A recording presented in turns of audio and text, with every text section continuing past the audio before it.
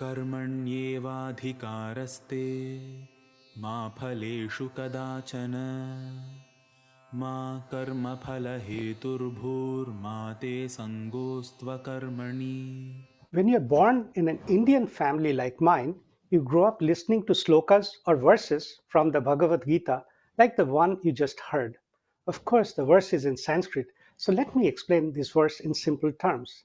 It means that it's our duty to work hard and strive to reach our goal, but the outcome of our efforts does not belong to us. It belongs to the universe, to the greater good of the world. This verse has played an important role in my personal as well as in my professional life. Like most of you, I have gone through many ups and downs in my life.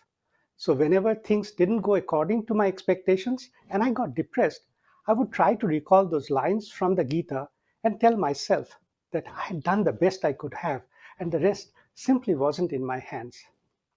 For example, when I was about to graduate and looking for a job, the first Gulf War broke out and all the companies stopped hiring new graduates, anticipating a protracted war.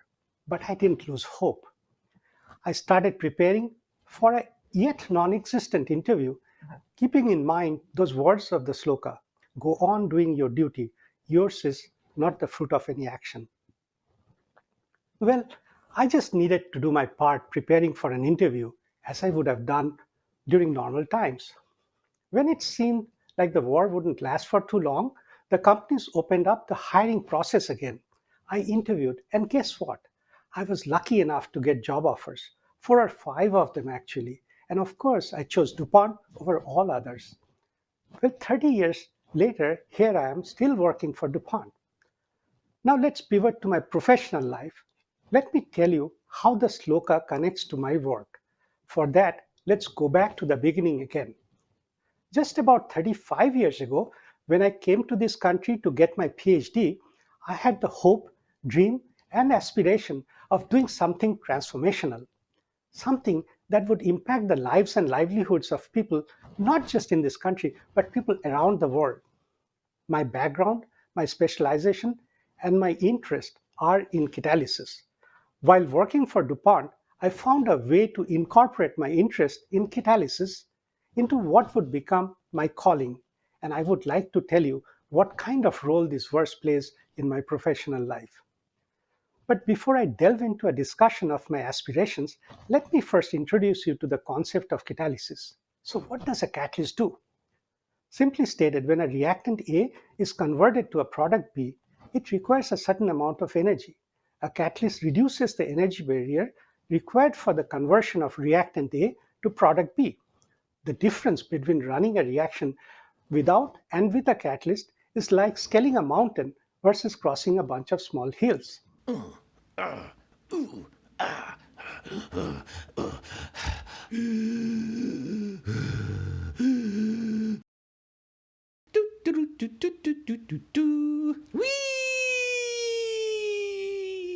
If you think about it, catalysis is also like cooking. It's magic, just pure magic. Let's talk about cooking chicken. Oops, oh no, my wife said I cannot use chicken for my experiments.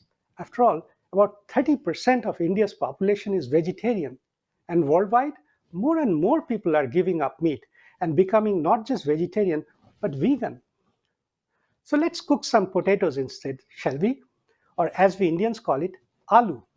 You start with potato and cook it with specific masalas or spices, and it becomes dum aloo or aloo vindaloo. You fry potato wedges, it becomes chips to go with fish, fish and chips. You cook them the Spanish style, and lo and behold, you are eating the tapa, patatas bravas.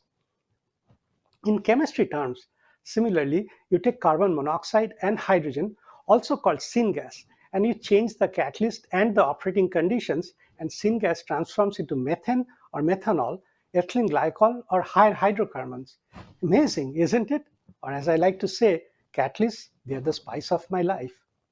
As I've mentioned before, I believe that our work belongs to the universe and to the greater good of mankind, which can only be achieved by sustainable processes. And this became my calling in life. So, what is sustainability? More importantly, what does it mean to me? Going back to Gita again, the spirit of sharing and unconditional giving is the basis on which everything in this world is sustained. Sustainability can be achieved only through harmony and mutual dependence that human beings share with their immediate surroundings, living organisms such as plants and animals, and other animate and inanimate objects. That's exactly what we are trying to achieve here as well. In simple scientific terms, a sustainable process is one which uses natural resources, those that are capable of being renewed and replaced by natural ecological cycles brought about by wind, sun, water, and forestry. An example would be to convert bio-based furfural, a platform chemical, to various other chemicals by using different catalysts, much like the conversion of syngas to different chemicals. But that's a discussion for a different time. Instead, let's talk about something we are all very familiar with: diesel. In the first decade of the 21st century, when oil prices were shooting through the roof, I'm sure all of you remember that, don't you? And the average price of diesel in the United States in 2008 was $4.85 per gallon. Like several companies, we too embarked on a quest for alternatives. One such endeavor was to produce renewable diesel from non-food biomass using novel catalysts. There were technical, economical, and yes, political challenges too. Through our hard work and innovation, our R&D team was successful in resolving most of the tricky issues, and this became a technical success story. A couple of years down the road, however, oil prices started falling steadily, and as a result, our technology could not compete with the fossil fuel-based diesel, and it never saw the light of commercialization. Petroleum's still abundant supply keeps the price much lower, too low for us to compete with. The moral of the story is transformational projects take time. It takes hard work, passion, opportunity, iteration, and yes, sometimes pure luck. Thinking about it, we know that the human race didn't go from Stone Age to Metal Age because they ran out of stones, nor did the change happen overnight. How did it all happen then, and why? Metal Age started because man came across copper and later on stumbled upon iron by accident, having spent some time, or say about 1,000 years, in the Bronze Age in between. But once iron was found and man learned how to melt it in fire, he not only learned to make new weapons, but also to make useful tools and utensils, farming and industrial equipment, leading to long and sustained growth, a growth that still continues to this day.